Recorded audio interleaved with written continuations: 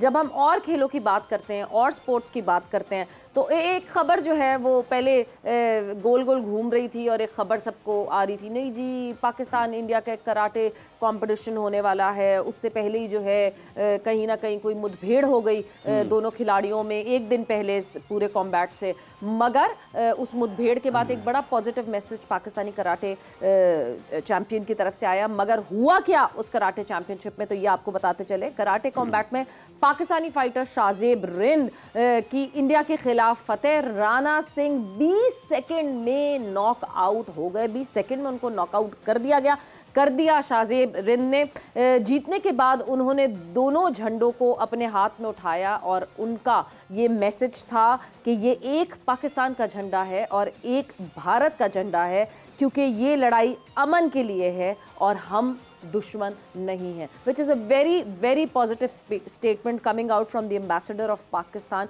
और इसी तरह होना चाहिए। जहाँ तक रिंग में हैं, आप फील्ड में हैं, आप किसी प्लेइंग एरिया में हैं, तब तक तो ठीक है, वो एक गेम एक कंपटीशन चल रहा होता है, मगर फील्ड से बाहर निकलते ही ना कोई दुश्मनी है और दोस्ती ही है। देखिए सवेरा, ये बड़ी अच्छी बात, जैसा कि आपने बड़ी तफसील से इसको बयान किया कि दोनों झंडे पाकिस्तान के खिलाड़ी ने, भारत और बिलखुसूस भारत का झंडा जब कोई पाकिस्तानी खिलाड़ी अपनी फतह के बाद अपने हाथ में लेता है और उसको लहराता है, तो ये हौसला उसको सिर्फ खेलें ही दे सकती हैं कि वो इतना बड़ा कदम उठा सकता है। क्योंकि भारत में अगर कुछ ऐसा होता तो अब तक वहाँ पर तूफान बरपा होता और उस खिलाड़ी को, भले वो कितना ही नामवर क्यों ना होता, खासी तनकीद का सामना करना पड़ता। पाकिस्तान के खिलाड़ियों ने हमेशा से दुनिया भर में जहाँ कहीं भी उनको मौका मिला, उन्होंने खेल के साथ साथ अमन की बात की है और एक अमन के सफ़ीर की हैसियत से अपना किरदार निभाया और दुनिया को पैगाम दिया है। 2010 में जब मिक्स्ड डबल्स US ओपन के फाइनल में डबल्स के फाइनल में रोहन बोपन्ना और एहसामुल हक थे, तो एहसामुल हक ने वहाँ पर खड़े होकर उस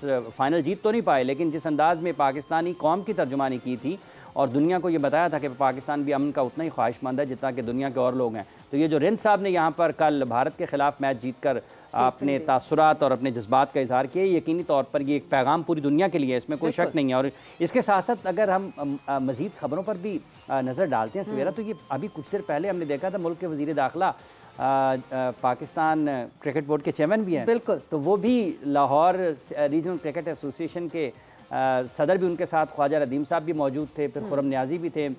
वो पिछली सफ़ों में जुनैद ज़ियावी नज़र आ रहे थे। उन्होंने ऐलान भी किया है, वैसे उन्होंने ट्वीट भी किया, फिर उन्होंने ऐलान भी किया वहाँ पर कि एहसानुल्लाह की जो इंजरी है उस पर उन्होंने एक medical board, independent medical board 3 रुकनी वो तश्कील दिया है। हाँ, बहुत ज़रूरी है हाफिज़। जब हम एहसानुल्लाह की बात करते हैं, पहले जो है एहसानुल्लाह की खबर आती है एल्बो इंजरी, गालिबन उनको उसके पे जो है जी सर्जरी होगी, फलाना होगा, उसके बाद कई खबर दब जाती है।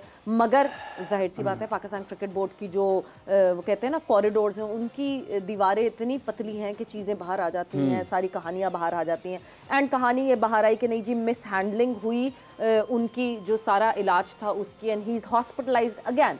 उसके बाद से फिर वो एक क्यूरियस केस ऑफ एहसानुल्लाह बनता चला गया और पता ही नहीं चला कि जी हो क्या रहा है हमारे इस फास्ट बॉलर के साथ। And eventually we got to know कि नहीं जी अभी भी मसाइल हैं उनके इस पूरे जो पूरी उनकी सर्जरी हुई या जो इंजरी थी उसकी रीसर्जरी करनी पड़ेगी और एक मेडिकल पैनल को तश्कील दिया गया। हाफिज़, जब हम बात करते हैं मेडिकल पैनल की, एक बोर्ड के लिए, एक स्पोर्टिंग बोर्ड के लिए, चाहे वो क्रिकेट हो, हॉकी हो, कोई भी खेल हो, उसके लिए एक मेडिकल पैनल की इम्पोर्टेंस देखिए बहुत ज़्यादा है। एक और मैं आपको एक बात बताऊं सवेरा, ये आज इसके ऊपर मेडिकल इंक्वायरी इसके ऊपर बना रहा है पाकिस्तान क्रिकेट बोर्ड, लेकिन मुझे याद पड़ता है ये बहुत शुरू की बात है, जब इनको तकलीफ़ हुई थी ना कोहनी की, तो मरहूम अली ज़िया ने इन्हें MCA में देखा। उन्होंने मुझे उस वक्त बताया कि इसकी इंजरी इसकी जो तकलीफ़ है कोहनी की वो मिस हैंडल हो चुकी हुई है, उसका इलाज ठीक नहीं हो रहा, उसको ज़हनी तौर पर मजबूत करने की ज़रूरत है। ये आज पाकिस्तान क्रिकेट बोर्ड को एहसास हो रहा है, लेकिन ये उस वक्त भी उन लोगों को जो सारी ज़िंदगी खेल के मैदानों में रहे उनको एहसास हो चुका था कि पाकिस्तान क्रिकेट बोर्ड इस मामले को बेहतर अंदाज में आगे नहीं बढ़ा रहा।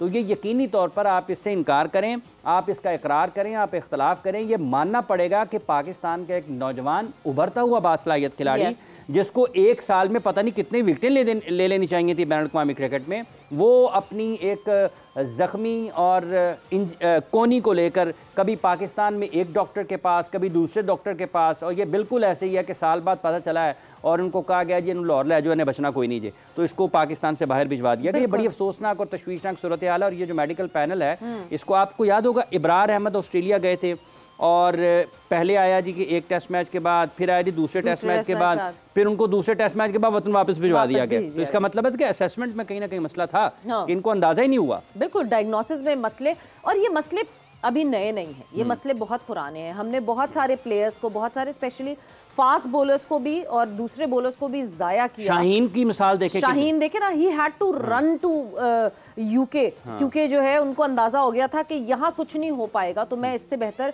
कि अपने आप को बर्बाद करूं या अपने आप को, अपने करियर को जो है वो जेपटाइज करूं, सो मैं यूके चला जाऊं। हमने उमर गुल की इंजरी को जो है वो मिस हैंडल किया था। हमने सकलैन मुश्ताक साहब की तो ऑन रिकॉर्ड है कि वो बनता नहीं था, उनकी सर्जरी होना, उनकी सर्जरी करवा दी गई एंड उसके बाद से he could not be that effective जितने इफेक्टिव वो थे। बिल्कुल। तो मेडिकल पैनल का स्ट्रॉन्ग होना एक बोर्ड के लिए बहुत ज़्यादा ज़रूरी इसलिए बिकॉज आप की बैकबोन है एक मेडिकल पैनल, आपके एथलीट्स को कॉन्फिडेंस होना चाहिए।